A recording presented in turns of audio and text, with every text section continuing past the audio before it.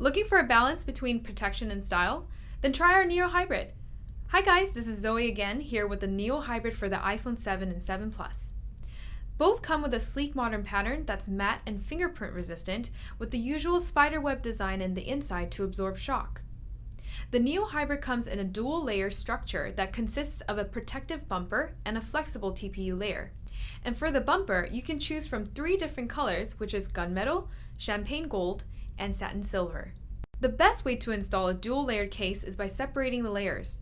Here, we start with the flexible layer just like any other single layer case, and then the bumper starting from the bottom up.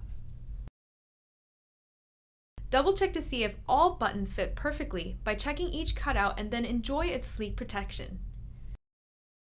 Lips are located in the front and back to make sure it defends your screen and camera.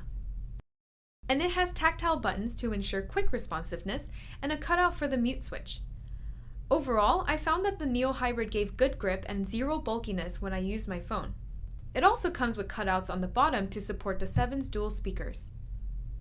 And unlike its application process, simply remove its top 2 corners to release the phone from its case, and it's that easy. Protect your case with style with our Neo Hybrid. Delivering quality, Spigen.